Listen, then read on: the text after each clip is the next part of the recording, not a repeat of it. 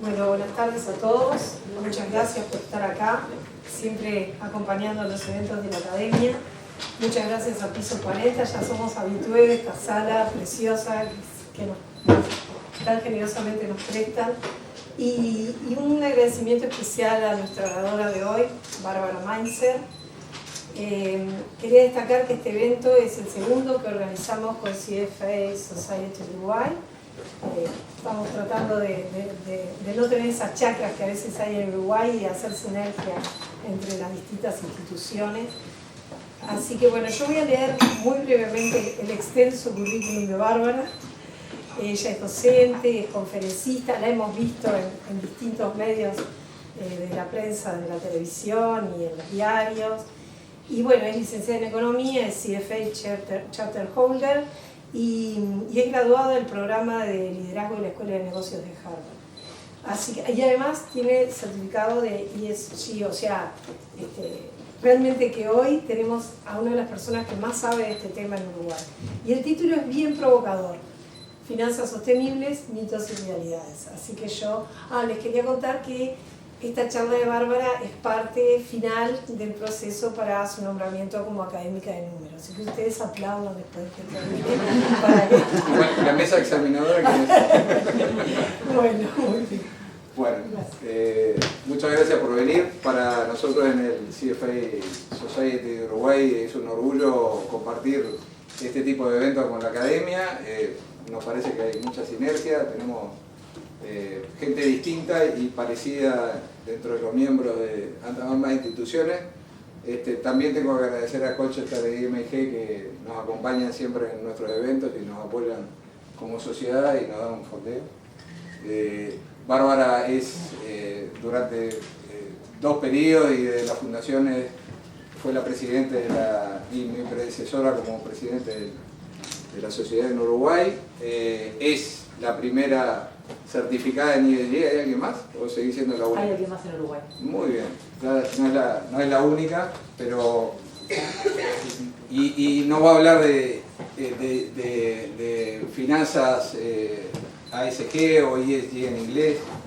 El tema de finanzas que no solo se orientan a la rentabilidad de los negocios, sino también a generar un impacto ambiental, social y con gobiernos corporativos adecuados, es una realidad desde hace mucho tiempo, pero es una realidad que se nos está imponiendo y no porque esté bien hacerlo o porque no lo impongan los reguladores, y esto es algo bien exonerado de los reguladores que tenemos acá presentes, que ESG no nos obligan a hacer nada. Y lo vamos a hacer en forma voluntaria y porque es hacia dónde va el mundo. Y no solo hacia dónde va el mundo, sino hacia dónde van nuestras casas. Nuestros hijos nos están pidiendo que hagamos.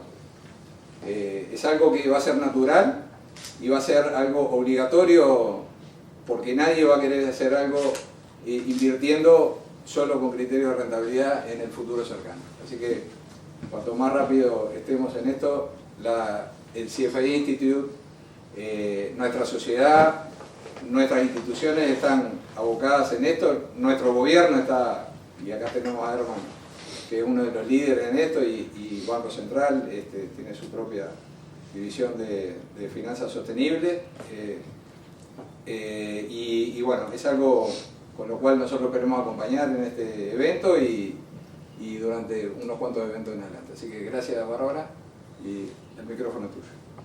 Bueno, buenos días a todos. Muchas gracias, María Dolores, por esas palabras tan generosas. Gracias, Fabián, por la introducción. Muchas gracias a Sofi y Marisa por toda la organización y sobre todo a ustedes por acompañarnos hoy. El tema es, tengo un montón de diapositivas que voy a recorrer en 45 minutos. Sepan disculparme si algunas las paso por alto. Y la cantidad de diapositivas es también testimonio de lo vasto que es este tema. Y yo voy a cubrir básicamente 4 puntos. ¿Por qué importa ESG? Fabián tiene una introducción y yo voy a continuar con la misma. ¿Y cuál es el rol de las finanzas en todo esto? ¿Es rentable atender factores ESG? ¿Cómo implementar estos factores en la toma de decisiones de inversión? ESG en Uruguay. Y por último, consideraciones finales. Entonces, ¿por qué ESG? Y quiero empezar con este cuadro. El Foro Económico Mundial todos los años hace un mapa de riesgos. Y estos son los principales riesgos a los que se enfrenta nuestro planeta en los próximos 10 años. Los 3 primeros son ambientales y los de los principales 10, 5 son ambientales. Y en finanzas, cuando hacemos gestión de portafolio, nosotros nos preocupamos de los riesgos de cola, de los riesgos de muy baja probabilidad y altísimo impacto. Bueno, los tenemos acá. Estas son las cosas que nos van a dar un golpe muy importante, ¿no? No tenemos que ir muy lejos para identificarlos. Y acá las imágenes van en más que 1000 palabras. Texas, el año pasado, 3 días sin luz, cientos de muertos. Esto es India, que es una cosa ya común para ellos, es terrible. Esto es Alemania, más de 100 muertos en una inundación. Esto es California este año, esto es Europa, y eso es la realidad en la que estamos hoy, ¿no? Pero el cambio climático tiene cosas que no son evidentes. Todos sabemos de las atrocidades de la guerra civil en Siria, pero es poco evidente que esto empezó con la peor sequía de la historia en Siria, que hizo que los campos fértiles dejaran de ser fértiles, no se pudieran ni cosechar, y la gente tuvo que irse del campo a la ciudad, llegó a la ciudad, no había trabajo, manifestaron, y ahí empezó todo esto. El comienzo de la guerra civil de Siria tiene sus orígenes también en un tema ambiental. Y este es el lago Chad en Nigeria, el 6º lago más grande del mundo. Dicen que era tan grande que no se había de un lado a otro, parecía un océano, le decía el océano azul. Bueno, se secó. Y la gente que vivía ahí, que eran millones de personas, luchan por el agua, y todos conocemos Boko Haram, pero es poco evidente que tiene que ver con un tema climático. Atrocidades lo que cometen en la lucha por el agua, ¿no? Entonces, y esto es Medio Oriente. Yo tuve la oportunidad de estar 2 veces ahí. Yo me acuerdo que decía, ¿cómo hay aire acondicionado en las paradas de bus? Yo fui en invierno, claro, imposible ir en invierno. Bueno, la realidad es que la temperatura está subiendo a un nivel donde se va a hacer muy difícil vivir. 400 millones de personas viven ahí. Si no se puede vivir, ¿a dónde van a ir? Y bueno, lo que tienen al lado es esto, ¿no? O sea, si estamos preocupados de la crisis migratoria, donde esto no se contenga, y bueno, por ahora no vimos nada. Y eso es un poco para decir que el tema climático tiene más implicancias, como todo en economía, ¿no? de lo que imaginamos. Y esto es Uruguay. Uruguay no es de los países que contaminan, pero sí es de los países a los que les afecta la contaminación. Y la realidad es que las inundaciones afectan a los más humildes, ¿no? Y más del 70% de la población vive en la costa, y nuestras costas están en riesgo. Y bueno, nosotros somos un país de base agropecuaria y sabemos lo que pasa cuando hay sequías y hay inundaciones. Y las proyecciones del Ministerio de Ambiente, según dijo el ministro Peña cuando anunció los objetivos a 2050, es que realmente miles de kilómetros de costa y de tierra fértil están en riesgo. Eso para el caso de Uruguay. Bueno, factores sociales. Esto es las condiciones de trabajo en Asia. Después decimos, ay, ¿por qué vienen todas las enfermedades de Asia? ¿No? Bueno, esto es en Honduras, son niñas. Así es como recogen café, con los niños a cuestas, eso no está bien. Y esto es lo que pasa también, ¿no? Entonces, y esto es una empresa que uno de los suppliers, bueno, de los que le vende a Apple, en condiciones que no corresponden, y así es como están durmiendo en la cafetería. Y estos factores sociales y los inversores institucionales que ven este tipo de cosas desinvierten en estas empresas, y ahora vamos a hablar de ello. Y hoy en día con los teléfonos, la verdad es que las movilizaciones se hacen muy rápido cuando hay gran descontento, ¿no? Primavera árabe, Chile, esto es Colombia, esto es Perú. Creo que 2019 Uruguay fue el único país sin revuelta social, ¿no? Y la paz social, qué valiosa que es y qué efímera, ¿no? Los temas sociales son de enorme importancia por muchas cosas más de las que son evidentes. Pero Uruguay también tiene muchísimos problemas que atender en el área social. Y por último, el gobierno corporativo. Bueno, a ver, en el exterior y en Uruguay, a mí me gusta una analogía, ¿no? Si yo tengo a un conductor que conduce muy mal el auto, y bueno, la probabilidad de estrellarlo es enorme. Si yo tengo a alguien que maneja mal la empresa, bueno, ahí vamos. Estos son los últimos 2000 años. Y la realidad es que durante la mayor parte del tiempo, la mayor parte de la población vivió en extrema pobreza. Y nosotros tuvimos épocas de grandes avances, pero eso no significaron nada para la persona promedio, que lo único que trataba de hacer era subsistir. Pero algo pasó en un momento que esto empezó con un crecimiento exponencial, el crecimiento del producto y la riqueza per cápita, que de hecho más del 90% de la población vivía en la pobreza y bajamos a menos de 10, ahora después del COVID no sé, es mucho 10, pero realmente miles de millones de personas salieron de la pobreza y eso se llama, entre otros, capitalismo. Y el capitalismo ha logrado producir crecimiento económico y disminuir la pobreza. Pero hay dos cosas que el capitalismo por sí solo, que el mercado por sí solo no logra. Uno es una mejor distribución del ingreso. La distribución del ingreso es cada vez más desigual. Y la otra es el cambio climático, porque no hay incentivos a no contaminar. Cada uno tiene incentivo a producirlo más. Entonces, esto es algo que el mercado no va a resolver por sí mismo y tiene que resolverse de otra forma. Y acá el punto es que los gobiernos por sí mismos no pueden hacerlo solos. Y ahora vamos a ir iterando conceptos. Voy a volver a alguno de ellos. Entonces, acá voy a hablar un poquito a lo que me llamaban hoy finanzas sustentables y el poder del impacto de la industria financiera. Y acá un poquito de historia. Antes, un gestor de portafolios decía, bueno, ¿cómo elijo los activos? Y de acuerdo a cuál es... con su rentabilidad. Rentable, bueno, lo voy incorporando al portafolio. Después vino un señor Markowitz y nos explicó, no, acá el tema es incorporar activos que se combinen bien entre sí para que el portafolio tenga mejor retorno ajustado por riesgo. Pero ahora se incorporó una tercera dimensión a la toma de decisiones de inversión y es el impacto que tienen nuestras inversiones en el mundo, en la economía. Y esto es tremendamente importante. Y voy a volver a esto después, pero quiero decir que para el sector financiero es una oportunidad enorme. Porque nosotros como industria estamos en falta. Nosotros estamos en una industria, a ver, lo voy a decir de otra forma. Probablemente todos conozcamos a algún médico, tengamos algún amigo médico, y uno dice, ¿y tú por qué estudiaste medicina? Porque quiero curar, porque quiero ayudar. Y cuando uno le va a preguntar a la gente, ¿y tú por qué estudiaste finanzas? ¿Saben lo que responde la mayor parte de la gente en las encuestas? Porque quiero hacer mucha plata. Y cuando ese es el propósito estamos complicados y ese es el resultado un poco, vimos la crisis del 2002, vimos la crisis del 2008, fuimos nosotros la economía financiera que infectó la economía real, ¿sí? Conflictos de interés, multas a los bancos, estamos en los titulares por las razones equivocadas. Cuando en verdad nuestro rol en la sociedad es tremendamente, es vital. ¿Qué hacen las finanzas? Juntan gente con plata con gente con ideas. Gente con capacidad con gente con oportunidad y así posibilitan que se hagan carreteras, fábricas, escuelas, posibilitan el crecimiento económico, el desarrollo, la creación de empleo y el bienestar social. Ese es el rol de las finanzas, no hacer plata para uno, ¿no? Y hoy en día tenemos la oportunidad de hacer una diferencia muy importante.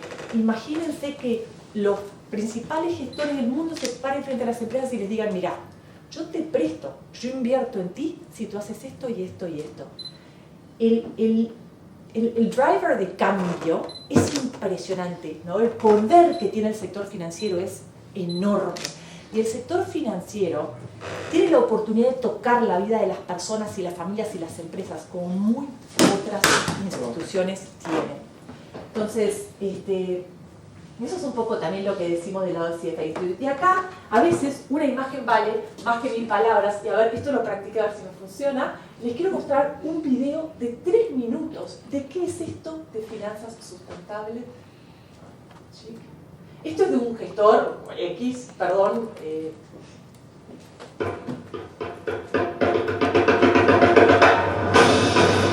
Schroeder es un gestor.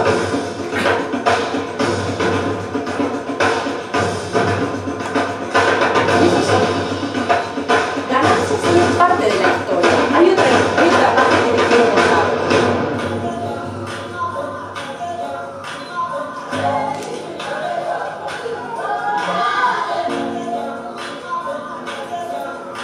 Mobile phones have proved essential in regions of Africa where it's easier to erect masts than lay cables. But increasingly, the benefits of telecommunications go beyond connecting people through calls and texts. One business in particular, Safaricom, has been credited with pioneering a mobile-based payment system in 2007. Called M-Pesa, it's allowed millions of people to make secure cashless transactions by SMS instantly, even where there are banks for thousands of miles, and even if they don't have a bank account. Safaricom is the largest mobile network operator in Kenya. It has an attractive track record of growth and profitability, and its 3G network covers 94% of the Kenyan population. Africa is such a young market. 75% of the Kenyan population is under 35. So we expect businesses and services based on connectivity to boom. But there is another part of the story, which is the transformative effect that M-Pesa has had on society. Before M-Pesa, if urban workers wanted to send money to rural family members, they might put cash in an envelope and entrusted it to the bus driver. M-Pesa has enabled people to start and grow businesses and access life-changing services. It could pay for an ambulance taxi to a rural hospital in an emergency, such as a difficult labour. It allows farmers to buy crop insurance. It opens up the opportunity to save. In the same way we monitor financial performance, we track the social benefits the business generates. Safaricom commissioned KPMG to quantify its wider societal impact and found that the true value of its business was 10 times its profits and more than 6% of Kenyan GDP. This was driven by direct and indirect job creation, infrastructure and investments. The UN has said that the expansion of mobile money has lifted 2% of Kenyan households above the poverty line. The effect of mobile banking has been even more significant for women. It's helped 185,000 women move from subsistence farming to better paid work. We're looking for businesses that are going to succeed in the long term. And we believe that firms like Safaricom with a purpose beyond profit will be more durable, which could mean lower risks for investors. It should also mean that they're better able to deliver value to all their stakeholders, including, but not limited to, their investors.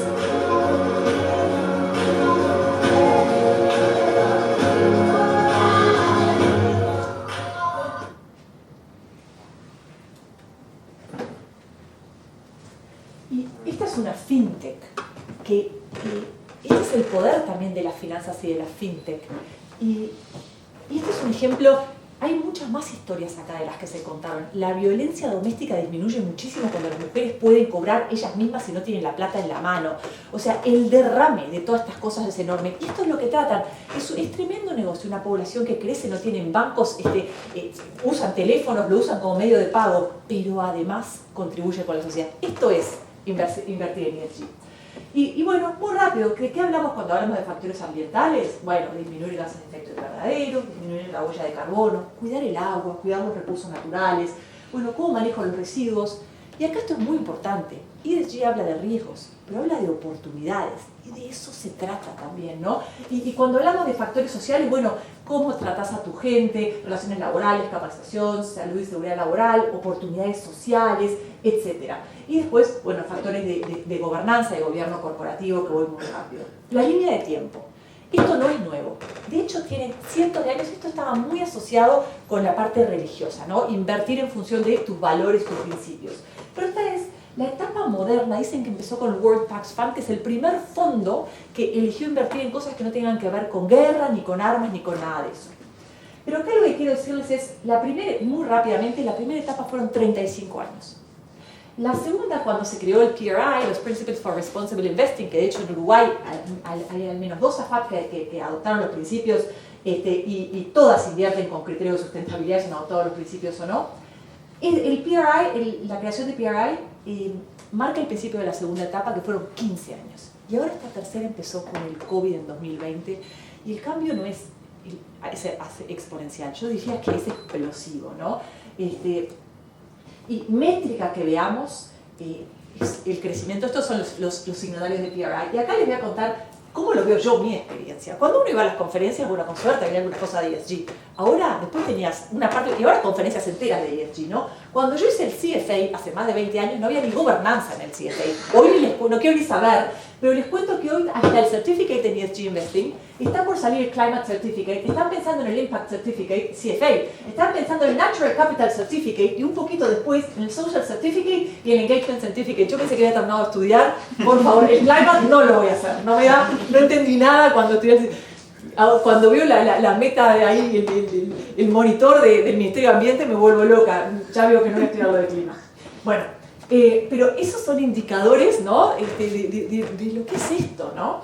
Bueno, ¿Y es rentable atender estos factores? Bueno, yo les cuento lo que estudié en el CFA. Básicamente te dicen, agarramos, los estudios no son coincidentes, pero la inmensa mayoría dice que sí es rentable invertir en ESG. La inmensa mayoría. ¿Pero qué es lo que pasa? ESG está muy correlacionado con tecnología, que fue lo que anduvo bárbaro, y tiene muy baja correlación con metales y con fertilizantes y con minería y con todas esas cosas que anduvieron muy mal. Entonces uno dice, a ver, y aparte en esta crisis, ESG está asociado a calidad, ¿no? Entonces vos decís, bueno, en esta crisis lo que tuvo mejor calidad anduvo mejor, pero ESG anduvo peor. ¿Por qué? Y bueno, justamente porque lo que anduvo peor fueron commodities, etcétera, etcétera. Entonces, la evidencia que hay indica que ESG, el retorno ajustado por riesgo de invertir en ESG es positivo, ¿sí? Pero no es concluyente. ¿Y por qué, en teoría, perdón que esta versión de PowerPoint es más vieja, entonces por eso me queda, tratamos de ajustar todo, pero bueno, disculpen por eso. ¿Por qué invertir en ESG es conceptualmente un buen negocio?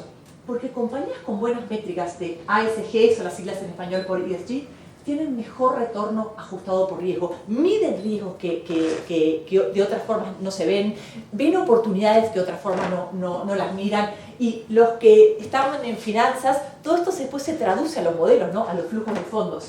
Son compañías más eficientes, con colaboradores más productivos y comprometidos, tienen mejor calidad crediticia, tienen mejor gobernanza, están expuestos a menos riesgos. Y considerar estos factores contribuye a la innovación e introducción de nuevas líneas de productos. Y ahora vamos a iterar con estos conceptos, ¿sí? Y es una herramienta muy importante para manejar el riesgo. Pero además, porque los consumidores lo demandan. En otras partes del mundo la gente quiere alinear su consumo a sus valores. Y eso es un driver muy importante de cambio. Porque los reguladores lo están exigiendo en muchas partes del mundo y lo van a exigir cada vez más. Y porque se está convirtiendo en un estándar, ¿sí? Y acá esto, CFA Institute ha hecho 4 reportes sobre el futuro de las finanzas, este es el 4, y un poco la visión de CFA Institute en este reporte es que Sustainable Investing es crítico para la sustentabilidad misma de inversiones. Eso tiene que ver con lo que decía hoy, ¿no? Con el rol de finanzas tan importante que tenemos, ¿no? Y esto no es una cosa u otra, es lo mismo que hacíamos siempre, agregando cosas nuevas, agregando un lente nuevo, agregando una mirada nueva, no es otra forma de hacer las cosas, es un paso más adelante. Y aparte, it develops deeper insights de cómo se crea valor, ¿no? O sea, tengo otras miradas muy interesantes y considera, ¿se acuerdan lo que dijo en el video? Considera no solamente a los accionistas, considera a varios stakeholders, considera a la sociedad también, a muchos más. Pero ESG también tiene sus detractores, y esta persona se llama Stuart Kirk, y hasta ese día fue el Head of Responsible Investing de HSBC. Y el tipo hizo una conferencia donde dijo, mira, la verdad, yo acá les voy a contar, el Head, por qué no tienen ni que preocuparse por ESG. A mí me tienen harto, dijo el tipo. Escúchame, acá miren todo lo que fue la bolsa, guerra mundial, esto y lo otro, subió sin parar y ESG, plim. Bueno, dijo lo mínimo. Bueno, y realmente estuvo los 15 minutos, eso fue un jueves. Al día siguiente se viralizó. Y el lunes, por supuesto, estaba sin trabajo el tipo, ¿no? Pero bueno, tiene sus detractores. También tenemos a Aswath Damodaran, básicamente lo que el tipo te dice, si vos a mí no me mostrás un dato duro, a mí, plim. Y eso es básicamente lo que te dijo el tipo.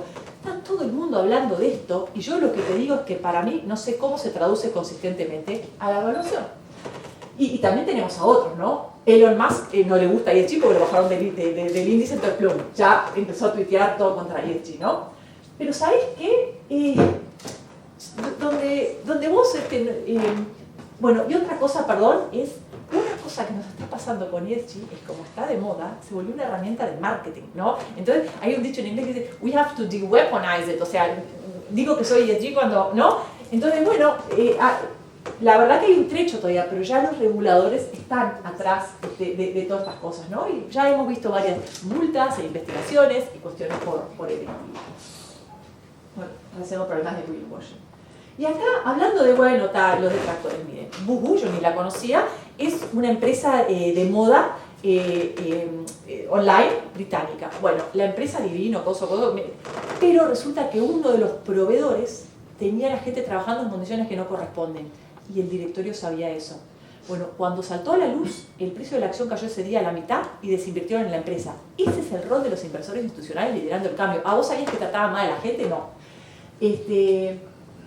Bueno, esto es un proveedor de Foxconn, no me salía el nombre, es un proveedor de Apple tremendamente famoso por las controversias, que tuvieron cantidad de investigaciones y Apple tuvo, es más, a partir de los temas en Foxconn, que en otro momento hablaremos más, empezó a hacer auditorías en sus proveedores. O sea, yo también quiero ver que mis proveedores hagan las cosas bien, ya no es solo yo hacer las cosas bien, ¿sí? Y la realidad es que gran parte de las ganancias corporativas, después vamos a mostrar una estadística de McKinsey, están en riesgo si yo hago las cosas mal, ¿no? Y hablando de inversores institucionales desinvirtieron en Nestlé y en Lindt, dos compañías suizas, porque a los que le proveían granos de café estaban en estas condiciones. Y los inversores institucionales dijeron, hasta que ustedes no tengan a sus proveedores con la gente laburando en condiciones como corresponde, nosotros desinvertimos en ustedes. Ese es el poder de las finanzas, ese es el rol del sector financiero liderando el cambio, ¿no? Bueno, la opinión de McKinsey, 30 a 50% de las ganancias corporativas están en riesgo por temas relacionados, ¿no?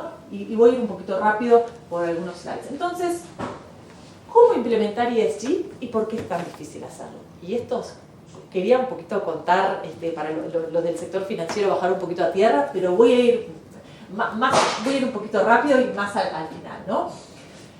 Hay tres grandes formas de incorporar estos factores a la toma de decisiones de inversión. Uno es, hay tres grandes formas. Incorporar los factores a la toma de decisiones de inversión. ¿Qué significa eso? Considerar todo esto cuando yo hago mis modelos de evaluación, ¿sí? Considerarlo dentro de las oportunidades de riesgo y de retorno. La otra es a través de la interacción con empresas que puedo dar esto, por ejemplo, cuando decían, si tú no cambias esto, yo desinvierto en ti. Hay varios ejemplos en la presentación de interacción. Sentarse en las asambleas, votar, hablar con los directorios, presentar mociones. Hay muchas formas de liderar el cambio, ¿sí? Y tiene un rol muy, muy importante los inversores institucionales en eso. Y por último, a través de la interacción con reguladores y hacedores de política. Esos son, a grandes rasgos, las tres formas, ¿no? Y acá el análisis es cuantitativo y cualitativo. ¿Cuál es el problema acá? La gente de finanzas pura y dura le gustan las planillas y esto tiene mucho de cualitativo, de historias. A mí como me encantan las historias me gusta esto, ¿no? O sea, hay que poner una historia atrás de los números, porque estos números puros no es porque a veces los números puros en esto, y después vamos a contar un poco más, faltan datos también, y después vamos a hablar de eso. ¿Cómo lo bajo? Bueno, estos son los objetivos de desarrollo sostenible de Naciones Unidas a los que adhirieron los países. Y básicamente, a través de esto es que quieren encarar los mayores problemas, los problemas más significativos del mundo, ¿no? Entonces, hay 17 objetivos, 169 metas, y cuando uno mira y dice, bueno, ¿con qué objetivo estoy contribuyendo? Esto es algo tremendamente usado, y perdón que no me detengo en ello. Entonces, yo aquí trato de contar todas las diferentes formas de incorporar ESG a la toma de decisiones de inversión. Exclusiones es la más vieja. Yo lo invierto en cosas que hagan esto y lo otro. Después, de esta clase, de las automotoras, la mejor, ¿no? Por eso, best in class. Y después, bueno, perdón que si me avanzo, si no llego y me paso el tiempo que me asignaron, ¿tá? Y después, acá cuando hablamos de la titularidad activa, lo que decía hoy, el votar en asambleas, etcétera, etcétera. Y después, un tema que voy a pasar rapidito, es decir, hay diferentes factores que son materiales para diferentes tipos de compañías.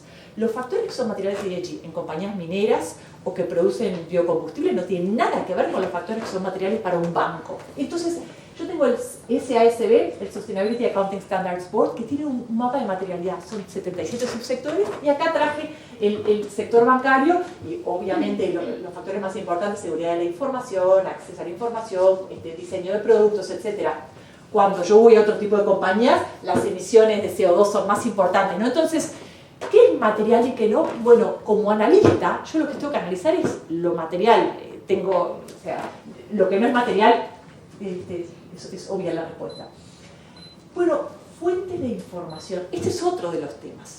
Este es otro de los grandes temas. Ahora vamos a volver a hablar. Pero básicamente lo que tengo es el reporte de corporativos, cuestionarios que se entregan a la compañía. Bueno, mira, yo te hago esta serie de preguntas. Se consulta a expertos, si hay que consultar a expertos, ahora hablamos de eso. Y después research propio, ¿no? Pero fíjense la cantidad de proveedores que hay. Acá estoy tomando otro fondo de inversión, los proveedores diferentes que tienen. Tienen muchos, y aparte ahora vamos a ver, hay veces que un proveedor tiene una opinión y otro tiene la opinión contraria, y ahora vamos a hablar un poquito de eso. Entonces, la existencia de datos es otro de los problemas. Y acá un poco lo que quiero bajar un poquito más a tierra es, luego de todo el análisis, ¿qué ajustes se hacen? Bueno, se hacen ajustes a proyecciones de ingresos, costos, proyecciones financieras. O puedo hacer ajustes a la tasa de crecimiento. Es muy común, como muchas veces hay tantos factores desconocidos, se hace un descuento o se toca la tasa de descuento. Se sube o se baja la tasa de descuento en función del riesgo percibido en factores ESG, ¿no? Después hay otros que básicamente decís, bueno, ¿cuál es el múltiplo, el price earnings o el price sales? Bueno, si es una compañía que atiende los factores ESG, subo el múltiplo en 2 puntos. Por ejemplo, esas son diferentes formas de integrarlo, ¿no? Bueno, perdón que voy rápido. Y acá compartí un par de ajustes que están en la presentación y la vamos a dejar colgada, así que voy a ir a una parte que sea un poquito más intensa. ¿Por qué es tan difícil atender los factores ESG? Para empezar, ¿por qué ESG es multidisciplinario? Para analizar esto, yo preciso economistas, gente que entienda de clima, de ambiente, de arquitectura, para ver las ciudades que se inundan, que no se inundan, que pasa, gente que entienda de biodiversidad, de mar, o sea, realmente es impresionante, es tan rico esto, y por eso también los equipos de inversiones muchas veces contratan a especialistas. El que sea tan multidisciplinario y toque cosas que yo ni siquiera me imagino, también es complejo, agrega la complejidad.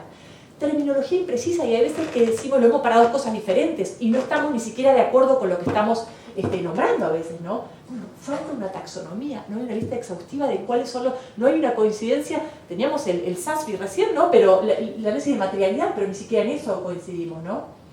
¿Cuáles son los factores materiales para un sector y a la compañía? Acceso a datos.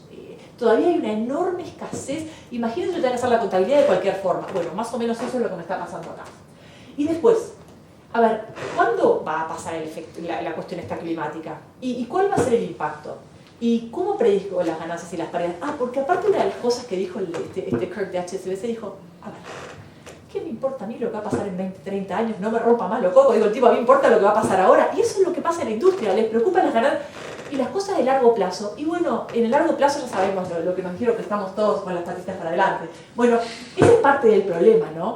Lo difícil de cuantificar y el horizonte de largo plazo. Y después otra cosa más, y es cuando uno habla de las emisiones, son las emisiones directas, ¿no? Las emisiones nivel 1, las emisiones nivel 2 o scope 2 son las emisiones que se producen en la energía que yo compro, ¿no? Después vemos los certificados de energía renovable de UTE, acá tienen que ver con esto. Y las de nivel 3 es toda la cadena de suministros, los insumos que yo compro, todo lo que se contaminó antes y los productos que yo vendo, todo lo que se contamina después. Yo vendo un producto que va a un supermercado, es el traslado al supermercado, el que contamina estando en el supermercado, el traslado al consumidor, lo que tiene. Y lo que me pasa es que es muy difícil determinar esto. Esto son todos estimados, y el estimar esto es un problema al cubo, ¿no? Entonces eso vuelve en parte más complejo todo. Esto es un poquito para explicar, y después, bueno, ¿y a qué me adhiero? ¿Y qué no? Bueno, acá, si hubiera puesto todos, no me entraban ni toda la presentación y me suspendían acá, no me aceptaban en la academia.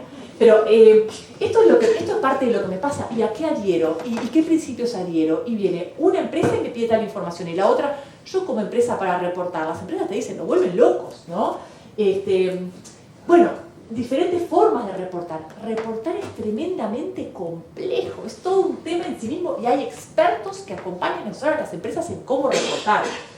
Y después tenemos las calificadoras, y para terminar de completar esto, Uruguay, si no me equivoco, hay 5 calificadores que califican la deuda uruguaya, 5, corregime si no, y todos los califican más o menos igual, porque analizan lo mismo y la misma información, y lo que buscan es analizar la capacidad de repago, la probabilidad de repago en tiempo y forma.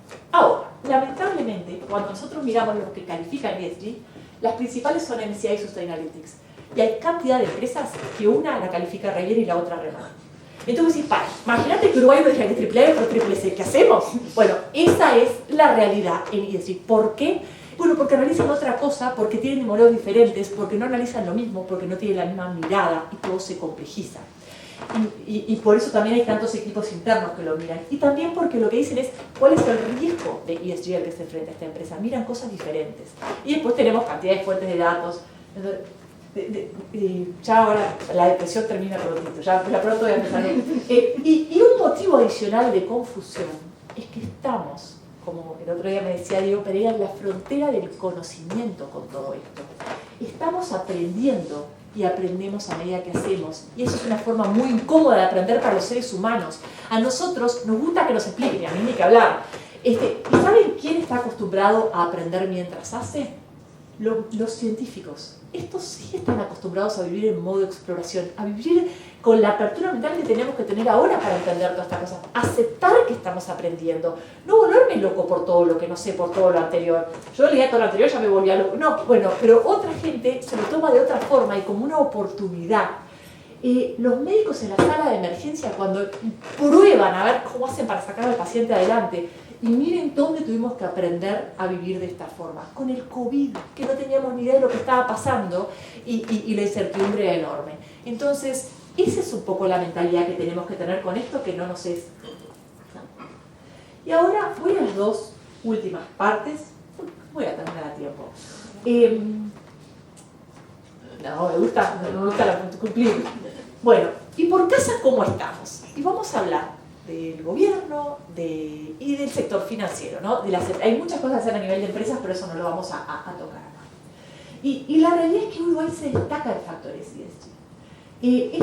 Esta es una calificación de MSCI, y fíjense, Uruguay, ¿no? Es de los países líderes en lo que a factores ambientales corresponde, y esto es en gran parte por la reconversión que hizo de la matriz energética, además de ser un país de fuente agropecuaria, ¿no?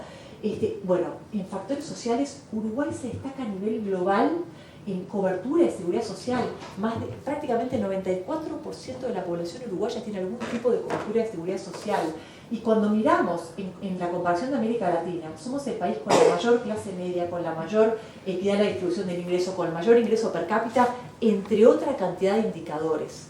Y Uruguay también y sobre todo, y es el gran orgullo que tenemos que tener, se destaca en los factores de gobernanza. Uruguay es la única democracia plena de América Latina, es un bastión de estabilidad institucional y política, y vaya que es un capital tremendo eso, ¿no? Es en América Latina, bueno, la única democracia plena, número 1 en respeto de la ley, dice libertad, menor percepción de corrupción. Nosotros nos paramos sobre muchas fortalezas, pero también hay muchos desafíos por delante. Y yo, mirando un poco las exposiciones del ministro de Ambiente, hice un punteo. Agua potable, dijo que Aratil iba a costar 288 millones de dólares, ponele 200, un montón. Saneamiento, dijo que el desafío son 900 millones y que la primera etapa son 250. Y después todo esto otro todavía no está cuantificado. Reducción de plástico de un solo uso. Gestión de residuos, que estamos, pero no mal, bastante mal, peor que mal. La fabricación de biocombustibles, ¿qué hacer con todo eso? Y todo esto requiere de inversiones, ¿no? Y después, bueno, más allá de las inversiones, siempre tenemos la segunda transformación energética, el hidrógeno verde, es una oportunidad gigante que hay que financiarla. Bueno, centros educativos, tenemos el déficit social, hay centros penitenciarios. Y acá es que el sector financiero tiene de vuelta un rol tremendo a jugar para canalizar los fondos, para apoyar con todas estas cosas, ¿no? Y acá quiero contar un poco, porque en Uruguay se hacen más cosas de lo que parece. Y voy a empezar con los principales inversores institucionales de nuestro país. Las AFAP, desde que se crearon en el 96, invirtieron 5.500 millones de dólares en inversiones en el sector productivo. Y 65% son en el interior de Uruguay y 95% son sostenibles. Uno recorre el país y ve la huella de las AFAP con más de 100.000 hectáreas forestadas, más de 60 millones de dólares en parques eólicos. Hablamos de la transformación energética. Bueno, acá están las AFAP y los multilaterales atrás. Más de 100 centros educativos increíbles se construyeron con dinero de todos nosotros, ¿no? Y acá bueno, un centro penitenciario así, la verdad que los presos es otra forma de vivir en estas condiciones, rehabilitarse en estas condiciones para la gente que trabaja ahí, ¿no? Así que bueno, recambio de luminaria en Canelones, recambiando otra luminaria, es más eficiente y consume menos, se repaga prácticamente solo. Y acá, bueno, yo podría contar tantas cosas, hablando del poder del impacto. Cuando el otro día que estaba la conferencia de Mercado de Capitales, ¿quién estaba ahí cuando Uruguay en 2002-2003 hizo las emisiones y se las compraron las AFAP? Estuvieron siempre ahí. Y la verdad es que hablando de la importancia de tener un mercado, personas capacitadas, calificadas, operando, levantando el estándar de profesionalismo, de ética, el impacto acá es mucho más grande del que es evidente y todos nos imaginamos. Pero yo acá este año me enteré de una iniciativa que me parece el ejemplo a seguir. Las 4 AFAP consensuaron un formulario de solicitud de información conjunta que le mandan a las empresas en las que invierten. A ver, la empresa recibe un formulario que hay que ver lo detallado que es, con preguntas generales de gobernanza, factores sociales y factores ambientales, a medida de cada sector de actividad. Yo llegué a ver uno de 21 páginas, con un nivel de detalle y profesionalismo. Yo soy una empresa, y vienen los principales inversores nacionales y me dicen, mira, a mí me interesa esta información. Yo por lo menos me pongo a trabajar y digo, esto es importante, ¿no? Y las AFAP compiten entre sí. Y vaya si compiten, pero cuando tienen que cooperar, cooperan en lo que yo creo que es el mejor ejemplo del sector financiero que encontré en Uruguay para liderar el cambio. Les pregunté y me dijeron que la mitad de las empresas ya les respondieron y además se juntaron, claro, las empresas ya, ¿qué es esto? Le dijeron algunas. Bueno, se sentaron con ellas a ayudar, a colaborar, a conversar. Los 4, y ¿sabés qué? No solo eso, sino que los 4 se juntaron y dijeron, mira, no vamos a mandarle un formulario cada uno de nosotros. Vamos a mandarle un formulario, así no tienen que completar 4 cosas diferentes. Les facilitamos la tarea, nos lo devuelven y cada uno lo realiza por su lado. Este es un ejemplo. La verdad me saco el sombrero. Y además de muchas otras cosas que hicieron. Después, nosotros tenemos al sector financiero con una vocación enorme de contribuir con sus desafíos, muchos, pero ya hay bastantes productos y hay otros que ni siquiera se ven. Por ejemplo, hay mucho préstamo para silvopastoreo, perdón si lo dije mal, o para manejo de residuos o cuestiones por el estilo, que como no medimos el impacto no entra a ellos, pero son inversiones que van hacia sustentabilidad. Y hay muchos productos que sacaron y yo veo enorme vocación por colaborar. Todavía falta, pero yo creo que vamos a ver bastante. Y cuando uno mira las compañías de seguros, también aún hay poco, pero me contaron que tienen varias iniciativas y tremendamente interesantes que contribuyen. Y después cuando uno mira a estos agentes, asesores de inversión, gestores de portafolio, manejan en Uruguay, desde Uruguay, 31.000 millones de dólares, miles de clientes. Esta gente que hace banca privada uno a uno, si empieza a hablar de estos temas y canalizar los fondos hacia esto, el poder del impacto es gigante. Y otras instituciones que dejan huella, vaya si le debemos a los multilaterales. Mirando un poco la página del BID, el BID hoy tiene préstamos outstanding al sector privado por más de 1.300 millones de dólares. Cuando uno mira las empresas líderes en todo esto, ves que son empresas a las que originalmente le prestaron los multilaterales y les pusieron condiciones de sustentabilidad. Y ellas son las empresas que hoy son líderes en todo esto. Ellos nos empujaron y nos lideraron el camino. Naciones Unidas, con el fondo RIF y dando apoyo técnico al gobierno junto al BID. Es más, en lugar de hacer cada uno por su lado, se juntaron el BID y Naciones Unidas para trabajar en conjunto y acompañar a nuestro país, al sector privado, al sector financiero. Tenemos el privilegio de tener estas instituciones acá liderando el cambio, ¿no? También la CAF. Bueno, y después la ANDE y la ANI. La ANDE tiene préstamos para pequeños emprendedores con incentivos de sustentabilidad y la ANI, vaya si tiene incentivos también en sus planes y las cosas que hace. Hay tanta cosa envuelta. Estamos hablando solo del sector financiero. Y hay otro rol muy importante de las agencias de certificaciones, hablando de datos. Me dice que hace tal cosa, pero bueno, contame, ¿cómo le evito el greenwashing? Y con este tipo de cosas. Y LSQA, que es la mayor empresa de certificación y calidad, y bueno, yo no lo digo muy bien, tiene varios sistemas de gestión ambiental relacionados a energía, pero además desarrolló estos sellos, que son sellos homologados internacionalmente, estoy buscando la terminología, y hechos a medida de la realidad uruguaya. Porque si a mí me traes un sello que está hecho para otro lado, y capaz que yo no lo puedo hacer acá, y por ejemplo, la certificación más es de construcción, contemplando los materiales que se usan en Uruguay. Este desarrollo de certificaciones, a medida para nuestro país y homologados en el exterior, es un esfuerzo enorme y un aporte enorme. Nosotros estamos exportando leche en polvo a China con certificación, creo que grass-fed, y estamos exportando carne y carbono neutral a Suiza y a Alemania con estos sellos. Y el día de mañana, cuando vayamos al supermercado, vamos a ver, así como miramos que no sé qué, que los sellitos de las grasas y no sé qué, bueno, vamos a mirar el sello de sustentabilidad. Bueno, y ahora los 5 minutos finales a las consideraciones finales. Y acá quiero repasar un par de cosas más. Uruguay en el 2017, en el 2016, Acuerdo de París en 2015, en el 2016 nosotros nos adherimos al Acuerdo de París y en 2017 establecimos nuestros compromisos. El gobierno, eso fue el gobierno pasado, y el actual los tomó y los hizo propios. Y el gobierno pasado, en 2019, se comprometió a poner objetivos al 2050 y el año pasado el gobierno actual los hizo. Pero acá lo que quiero contar es, Uruguay asumió compromisos importantes, astringentes, desafiantes. Y son compromisos que se publican. Si uno va a la página del Ministerio de Ambiente, puede mirar una cantidad de información en tiempo real, todos los compromisos, su ficha técnica. Acá tengo un ejemplo.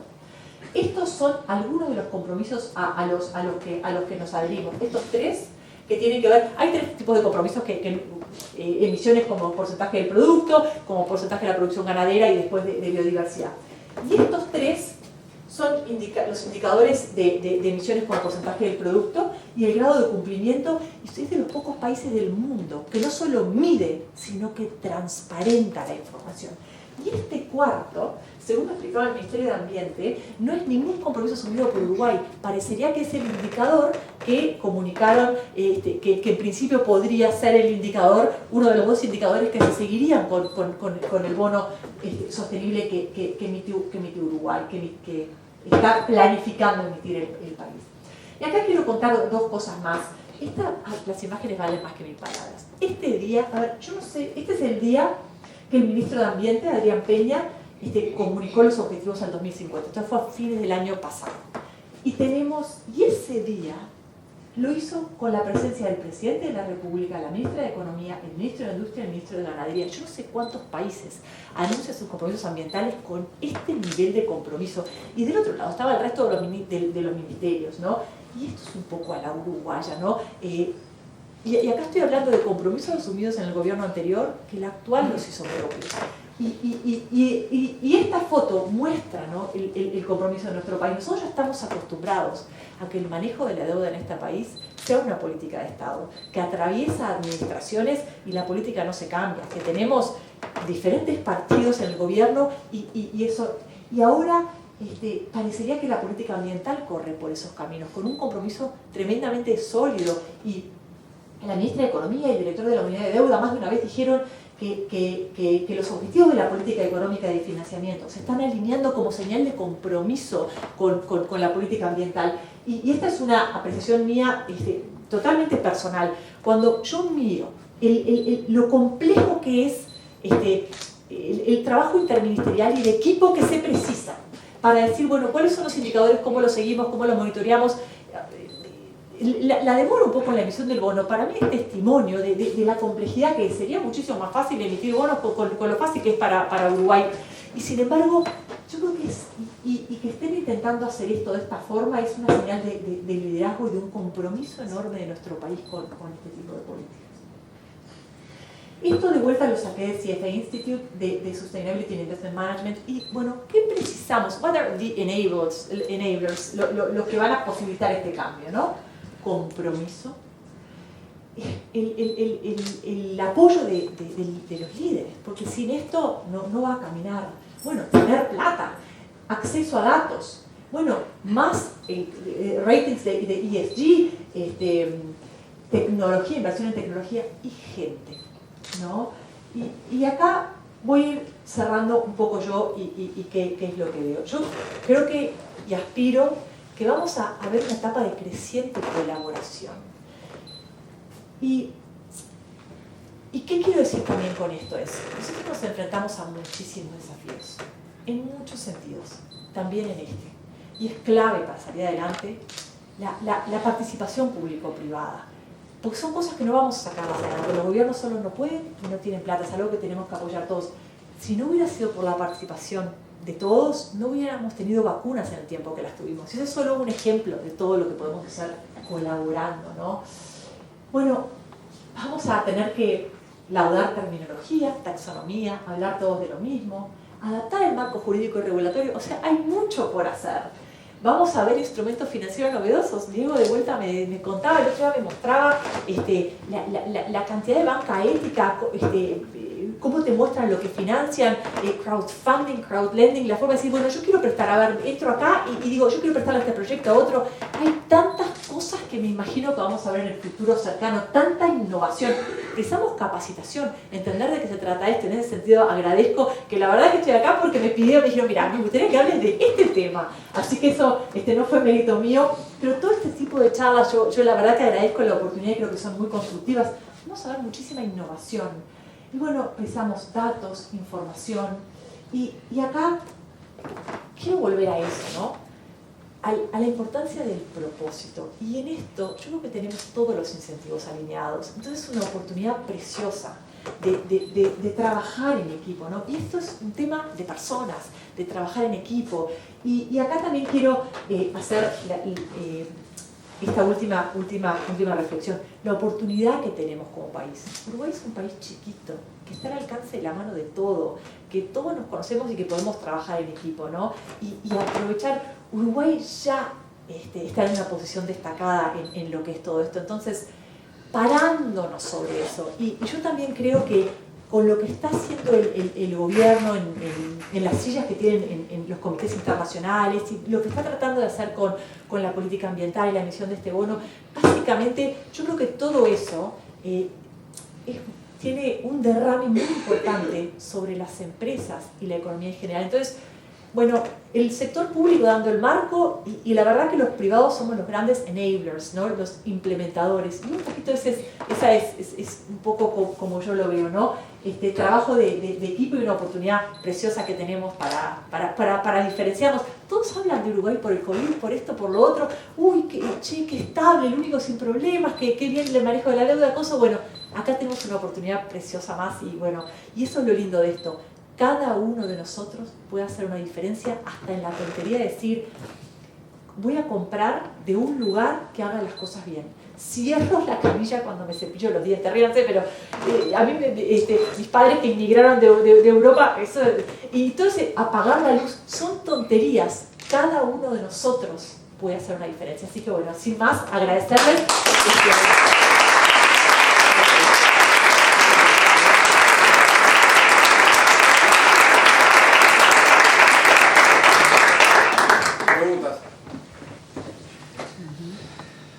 Acá hay mucha gente que puede responder. Bueno, para mí debería hacerlo. Bueno, muchas gracias. Bueno, y aparte ya no fueron 45 minutos, fueron 50, me pasé. Bien.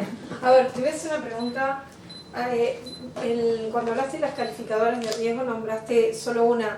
¿El resto de las calificadoras está incorporando esto? ¿Y de qué manera lo rankea cuando dan la nota final? Porque por lo que vi, es bastante complejo que se pongan de acuerdo entre distintos. Sí, mira, vos tenés las principales calificadoras que califican riesgos ESG son Sustainalytics y MSCI. Y ambas tienen metodologías diferentes y ahí radica el problema. Moody's está incorporando ESG, además también a su evaluación soberana. Y Fitch tiene un área que se llama Fitch. Está por ahí. Sustainalytics Fitch Sustainalytics. No, es Sustainalytics. A ver. Pero es independiente. Sí. Pero capaz que tu pregunta, Dolores, era decir, era la misma calificación. En realidad son dos calificaciones. Claro, son calificaciones separadas. Bien diferente de la calificación de Leo. Todavía no la incorporo. Igualmente, a ver, capaz que alguien en el público puede contestar mucho mejor que yo, no quiero, bueno, no. Pero las calificadoras todos están crecientemente tomando en cuenta los factores ESG a la hora de calificar y analizar inversiones, pero son cosas diferentes. La calificación de deuda es una cosa y la calificación de ESG básicamente, en general, lo que miden es los riesgos a los que se enfrenta la empresa con todos los temas ESG. Y otra cosa que no dije, vos tenés una forma de analizar, lo encarás cuando haces evaluación de acciones, que cuando haces evaluación de bonos corporativos, que cuando haces evaluación de deuda soberana. Son diferentes los encares. Yo la mayor parte lo hablé para la evaluación de acciones, ¿no? Perdón que no hice esa aclaración. Y te confieso que no soy experta en las taxonomías. No, todavía no, y no creo que lo sea, perdón. ¿No? A ti. Tengo la pregunta. Y perdón que no tengo la respuesta. No, está perfecto. Muchas gracias, Bárbara, primero por la charla y luego voy a complementar la respuesta. Muchas gracias. Respecto de metodologías de calificación, en particular en Uruguay, hay dos metodologías inscritas, ¿sí? Solamente para calificar desde esta perspectiva títulos, ¿sí? Pero hay únicamente dos metodologías, creo que una de Fitch, que no recuerdo perfectamente la otra si es evaluadora latinoamericana o cuál, pero los invito a visitar el registro. Muchas gracias. Hago una pregunta, sí, Por favor. me gustaría ver un poco desde tu experiencia cómo pensás que de alguna manera si esto de ingresar, ¿no? Sobre todo pensando desde la perspectiva del institucional, del inversor institucional, no desde las empresas, ¿sí? Con el mercado que hoy tenemos, ¿no? Actual en Uruguay, quiénes son nuestros grandes inversores institucionales, cómo puede ser un proceso, ¿sí? De inversión en esto, porque cuando tú hablaste en un momento de desinvertir, quizás no es una opción muy valedera para nuestra situación particular, sino otras opciones a través capaz de participación en asambleas, pero quizás esa opción no la visualizo con tanta facilidad de implementar localmente. Muchas gracias por esa pregunta. La verdad que la desinversión históricamente, y de vuelta, si alguno quiere comentar, porque acá tenemos inversores institucionales en el público, por favor, pero la desinversión históricamente era una de las grandes formas de invertir en esto. Yo decía, esta empresa hace las cosas mal, yo desinvierto en esa empresa. Pero luego con el paso del tiempo dijeron, pero pará, si en vez de desinvertir no la acompañás a cambiar, a mejorar, y otra cosa es invertir en ESG, no solamente invertir solo en empresas que hacen energías renovables y cosas, también es invertir en compañías que contaminan y contaminan cada vez menos, acompañarlos y liderar. Y ahí, Patricia, tenés un muy buen punto. En el mercado de capital es tan pequeño, hasta desinvertir puede tener otro tipo de efectos. Entonces, ese rol que además mostré de la SAFAP, pero también entiendo que lo hacen muchos bancos, de acompañar a las empresas y acompañar el cambio y liderar el cambio, es la forma que ojalá, porque aparte un inversor institucional que tiene tanta casuística y tiene un equipo de inversiones, la verdad que está en una posición inmejorable de decir, che, ¿y qué te parece esto? Y fíjate esto y fíjate el otro. No sé si respondí. ¿Ahí quería hacer un comentario? No, simplemente acotar. Perdón que presento a Agustín Yanidis, el gerente de inversiones de República FAB, el principal inversor de nuestro país, y bueno, felicitaciones a ti. Gracias por la presentación y estoy de acuerdo que el formato que tiene el mercado de capitales y valores en Uruguay plantea algunos desafíos y particularidades a la posibilidad, por ejemplo, de desinvertir, pero también por otro lado te presenta alguna opción. Cuando uno compra acciones, hasta que no desinvierte, sigue con esa empresa de forma indefinida. En el formato de fideicomisos, también nosotros nuestro rol es dejar claro a los gestores que nosotros estamos en una evaluación constante de ellos. Y en la medida que el fideicomiso van cerrando sus ciclos y van emitiendo nuevos, eso es una forma también que tenemos para presionar o buscar incentivar que tengan las prácticas adecuadas, tanto en temas ambientales como en otros aspectos más tradicionales de la gestión de la situación. Muchas gracias, Agustín. ¿Sabes que uno de los bancos con los que conversé, por cierto, los más grandes, me mostraba, como antes de dar un crédito, te preguntaban, bueno, ¿cómo son tus prácticas ambientales de manejo de residuos, esto, lo otro? Son señalizaciones muy importantes, ¿no? Bárbara, Hablaste mucho del tema de materialidad y la diferencia que hay. A ver, lo viste mucho más del lado corporativo. Yo lo estoy un poquito más del lado soberano. ¿Crees que en algún punto va a haber una convergencia? Porque existe convergencia en soberanos en más o menos qué es lo que es material o no, por lo menos los índices todos llegan a algo medio parecido, pero en el sector corporativo ¿no? ¿Crees que se va a terminar sucediendo como lo que pasó con las calificadoras de riesgo, que empezaron muy divergentes y luego terminaron midiendo lo mismo, digamos, en la parte corporativa? ¿Sabes lo que me pasa con esto? No, yo creo que es más difícil y de vuelta, no te quiero dar una respuesta contundente en esto porque sería, no me animo, pero sí lo que me pasa es que las calificadoras miran y miden más o menos todas lo mismo. Y en ESG es tan diferente un país como Uruguay que un país con otras características, que la convergencia va a ser un poco más desafiante. No sé si alguno quiere comentar algo, pero yo creo que va a ser un poco más desafiante eso, ¿no? ¿Y qué pasa? De acuerdo a lo que tú mires, de acuerdo a los insumos que tú tomes, es un poco la calificación y la consecuencia que vas a tener hasta que... Entonces, además de la falta de taxonomía, tenemos un tema de diversidad tan grande con lo que es ESG, que lo veo un poquito más complejo. Ahora, con los gobiernos lo que es más importante es el tema gobernanza. Y ahí sí, pero en todos es importante la gobernanza. Pero en gobiernos es mucho más importante eso que otros. Los sociales, por supuesto, también se levanta un país, bueno. Pero, y ahí, ayúdenme los que más saben, pero ahí creo que puede haber una mayor alineación. Pero todo lo que es ambiental lo veo más compleja. Los riesgos a los que se enfrenta el país, a ver, concretamente, son países con gran riesgo ambiental y bueno, estás expuesto a tener que reconstruir muchas cosas, ¿no? Y en ese sentido, ¿no? te puede pegar. Ahí, voy a hacer un comentario. Por favor. Justo estuvimos viendo a ver cómo se interlazaban las calificaciones de riesgo crediticio con las calificaciones de riesgo ambiental y social y la de gobernanza. Y hay un tema en el que se fundan, porque los temas de gobernanza sí son tenidos en cuenta hoy ya en las calificaciones de riesgo, en particular en los países. Hay países que tienen toda la métrica bien, el Excel anda fantástico y la calificación es muy mala. Y es dos pasos para acá. Digo, yo lo vi, Standard & Poor's califica muy mal a Paraguay. Entonces dijeron, pero si la métrica está bárbara, el déficit fiscal está bien, el crecimiento bárbaro, la inflación es baja, ¿qué pasa? Bueno, tiene un problema de corrupción, le dijo la analista de Standard & Poor's. Entonces eso es gobernanza, ¿no? O sea, el imperio de la ley, las buenas prácticas de gobierno, de políticas públicas, el ataque a la corrupción.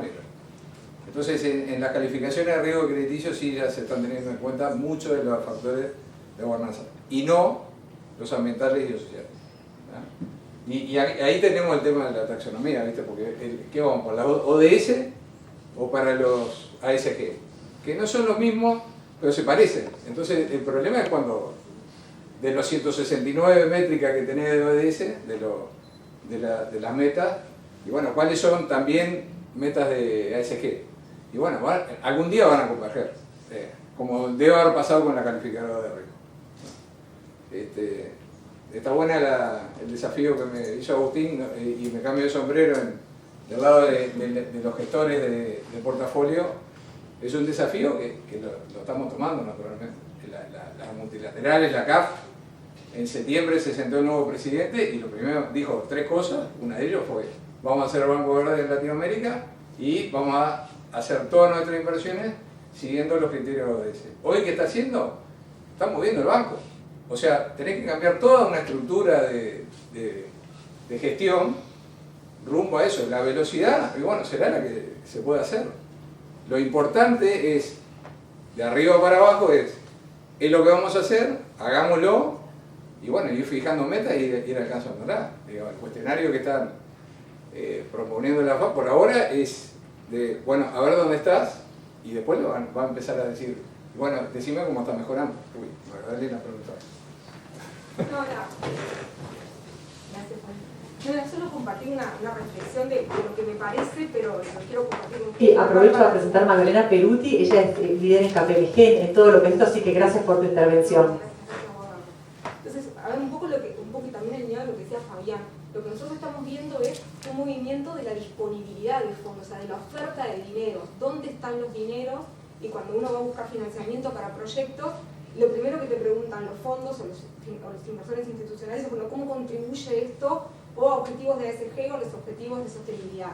Ahora, no lo veo tan así en un tema de pricing, es decir, el precio de la deuda, el precio al que consigo los fondos realmente no está cambiando. No estoy viendo algo concluyente en que es más barato tomar deuda si contribuyo que si no contribuyo. Ahora, el problema que me enfrento es un tema de disponibilidad. Son muchísimas más las puertas que logro tocar y abrir si logro demostrar que el proyecto al cual estoy encontrando financiamiento es una empresa que está comprometida o que contribuye, o mismo ese proyecto va a servir para, que si eso no está pasando. Entonces, no sé si es algo que Bárbara, vos también en tu experiencia lo ves así en cuanto a disponibilidad, pero no a pricing, y nada, compartir esa reflexión. Muchas gracias por eso, porque es así como lo había comentado, cuando uno mira la emisión de bonos sustentables, y la verdad que la diferencia de tasa de pricing no es grande, y los estudios, pero sí hay muchos inversores institucionales que tienen como objetivo, y cada vez hay más fondos que su objetivo es invertir en cuestiones sustentables, verdes, azules o Sustainability Linked Bonds. Entonces, en ese sentido, la disponibilidad. Hay bancos acá que te dicen, mirá, de casa matriz, nosotros tenemos muchos bancos multinacionales con objetivos de casa matriz muy alineados con todo esto, y tienen objetivos de prestar a este tipo de proyectos, ¿no? Así que la disponibilidad de fondos, sin duda. Y después, como empresas, en Europa, o sea, tú accedes a determinado tipo de mercados con una marca sustentable, ¿no? Y ahí tan importante el labeling del SQA, las certificaciones. Muchas gracias, Magda, por ese... Yo creo que hay dos riesgos que lo mencionó Bárbara, que son importantes y con los cuales hay que tener cuidado. Uno es el greenwashing, lo pasaste por ahí, y el greenwashing, ¿qué es? Es algo que está surgiendo y es un problema, porque como si se empieza a forzar a las empresas a cumplir con determinados requisitos, y uno dice, bueno, a ver cómo lo cumplo. Entonces voy y agarro la ley, en Uruguay se llama la ley BIC, Beneficio de Interés Colectivo, fue votada en agosto del año pasado, y el decreto reglamentario es de este año, reciente. No dice nada.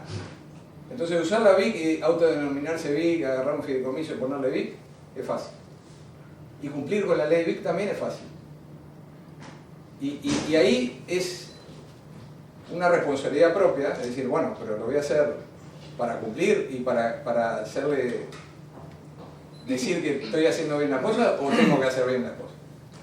Y ahí es el riesgo de greenwashing, porque yo puedo generar una denominación BIC y decirle a todo el mundo que tengo un fondo BIC, y la verdad es que no estoy haciendo nada para cumplir con los ODS. Es eso. Y el otro es pasarse para el otro lado. Hay instituciones multilaterales grandes que están diciendo, yo en el sector petróleo no invierto más. ¿Está bien? No sé. Porque capaz que lo que tienen que hacer es decir, bueno, yo voy a invertir en proyectos que los combustibles fósiles que se van a seguir sacando se saquen de una manera sustentable y que afecten lo menos posible al medio ambiente. Porque si no, es peor. Porque si no los controlas, los que van a invertir son las aves rapaces que le van a decir, mirá, si querés, tirá petróleo, que no pasa nada, ni nadie lo cuide. Entonces, sí, vamos todos para allá, pero con cuidado, con toda la velocidad que se pueda, pero tampoco acelerar de más. Un breve comentario. Yo quiero felicitarla a Bárbara por la presentación, creo que ha sido muy ilustrativa y muy abarcativa. Pero quiero señalar un tema que a veces lo ejemplifico con el tema del Titanic. El tema del Titanic era un barco último modelo, estaba navegando con mejores elementos tecnológicos, pero tuvo una pequeña falla, que el vigía o el que tenía que estar controlando al vigía o alguien no se dio cuenta que había un iceberg. Entonces pasó lo que pasó. Entonces yo creo que esto muestra que toda la parte que es tecnológica y de sistemas de control y de radares, hay un punto en que depende que el ser humano, que está en los distintos niveles de escala y en los distintos sectores sociales, esté en condiciones de hacer el aporte propio a tono con las exigencias de la tecnología que viene caminando. O sea, el problema de los niní, que hablamos mucho, los que ni entienden un texto y ni resuelven una regla de tres simple. Y entre tanto, estamos aquí con los unicornios. Ahora, el que saca un unicornio es un creativo que lo que tuvo fue la capacidad de ver cómo juntaba dos intereses en el mercado. Cometió errores, pero ninguno fue fatal, generalmente al principio no anda. Yo creo que a veces en nuestros países prestamos mucha atención a todo lo que son normativas, cumplimientos de exigencias técnicas, pero nos falta información, nos falta como tener un radar que nos esté informando de lo que está pasando en la superficie. Es decir, cómo les está yendo a las empresas pequeñas y medianas, que no tienen la espalda que puede tener una gran empresa de comerse una pandemia, mandar el seguro de paro al 50% o al 80% personal, y sin embargo, al año, volver a reiniciar actividades y seguir para adelante. Hay muchos que quedan por el camino. Entonces, ¿cómo ves tú ese link? Yo me acuerdo de un profesor de facultad, que a mí me grabó mucho con algo y lo he hecho varias veces, que él decía que en economía siempre había que resolver cuatro cosas: el qué, el cómo, el quién y el cuándo. Tengo que saber el qué es lo que hay que hacer. Es muy importante el cómo, por qué camino, por dónde me conviene ir al centro, por la Avenida Italia, por la Rambla, a qué hora. ¿Quién me puede llevar o cuál es la mejor forma? Y el cuándo es el momento en que tengo que estar alerta o atendiendo eso. ¿Cómo ves tú que estamos en los países del desarrollo? Te pongo un ejemplo. Chile era el adalid de América Latina y de golpe patapúfate. Entonces, parecería como que hay a nivel de los sectores de conducción, de los gobiernos y de los técnicos que ocultan, el médico que toma la presión y dice, no, anda que estás bien, y de repente a los pocos días tengo un infarto. ¿Cómo se articula eso para que el país redunde en que todos podamos tener un progreso y que las políticas puedan tomar en cuenta las distintas situaciones? Lo que creo que es muy importante, porque hoy vemos que la carne le está yendo muy bien, pero yo te puedo decir que en el 2010, en una visita que hicimos a Shanghái con el ministro Astori, una cantidad de empresarios, yo tuve la sorpresa que había un stand hecho todo de madera, que servían el churrasco asado, y que tú en la mesa tenías un individual de papel que tenía un mapa y te decía la carne que estabas comiendo, en qué departamento se había producido y la foto del dueño del establecimiento. Es decir, 2010, estamos en 2022. Entonces, eso te muestra que hoy día se habla de la carne producida con efecto neutro de carbono. Ahora, eso ha sido una mezcla de políticas, pero que de un terreno que ha tenido los medios y el incentivo para avanzar. Después otros casos que no pasa eso. Te digo porque me parece que el éxito es un éxito global, ¿no, verdad? Ricardo, muchas gracias por tu comentario y tus palabras, porque ahí radica parte de la dificultad, ¿no? Hablabas de mirar lo que no es obvio, de ver lo que no estamos viendo. Después hablaste de creatividad. Bueno, esto es lo que precisamos acá, ¿no? Y creo que también hablaste de trabajo en equipo. Y después hablaste de qué, cómo, cuándo. Y esa es parte del problema. Lo estamos descubriendo. Entonces, yo, ¿sabes lo que creo? No tengo la respuesta acabada, pero sí tengo una respuesta.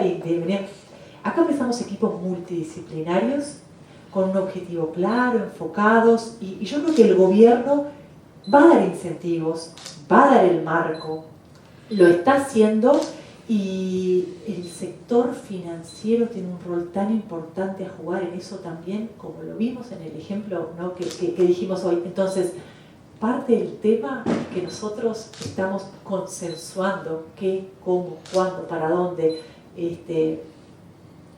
La pregunta tuya es una de las grandes interrogantes de eso, ¿no? Y perdón que lo repita, la gente de finanzas no somos de los más creativos y nos tenemos que poner bastante más creativos y trabajar en equipo, y trabajar en equipos multidisciplinarios.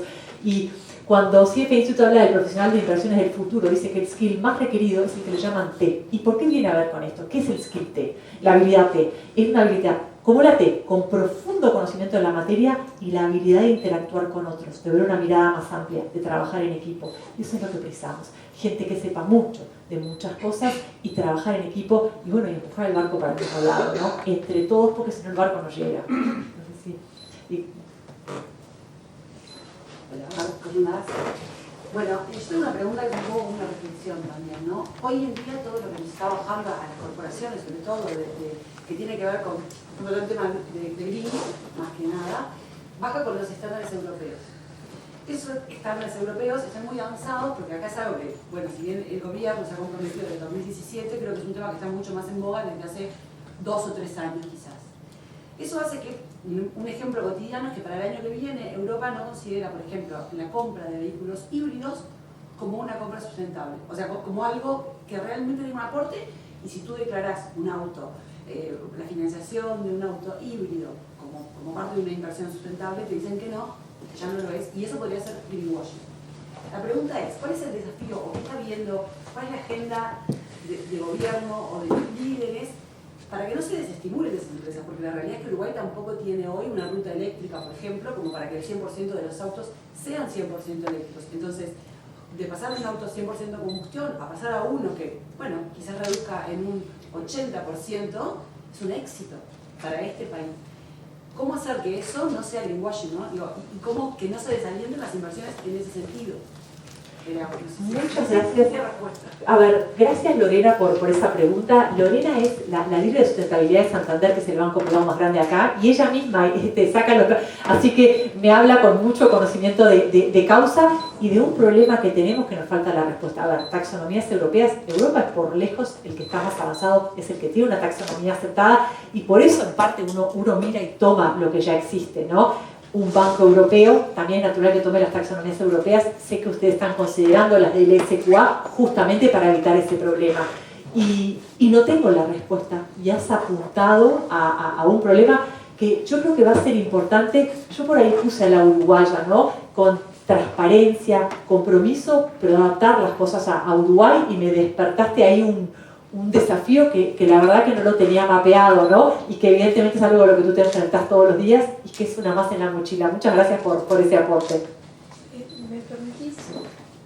Voy a pasar un avisito muy relacionado con ese tema, porque en la Academia de Economía hace unos años hicimos un trabajo sobre, no importa, un trabajo sobre una matriz energética hace años. Y hace unos años hicimos un trabajo con la Católica sobre indicadores de competitividad departamental. Y ahora dijimos, ¿por qué no juntamos las cosas? ¿Qué parte de los cambios energéticos que nos hacen tener esa posición privilegiada como país no se han trasladado ni al usuario, ni a la competitividad? Entonces encomendamos al Instituto de Energía y al Instituto de Competitividad de la Católica un trabajo de energía y competitividad.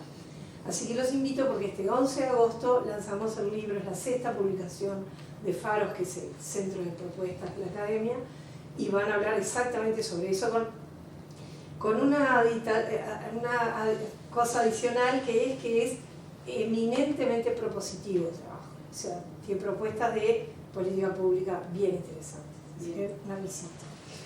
Va a ser en la Universidad misma. Perfecto. Bueno. La liberamos. Y yo la verdad que...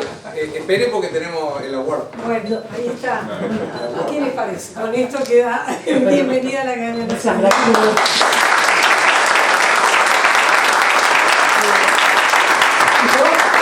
Agradecerles a ustedes y agradecerte la invitación y el honor de ser parte de la Academia Nacional de Economía que tú lideras. Muchas gracias y gracias de vuelta. Gracias.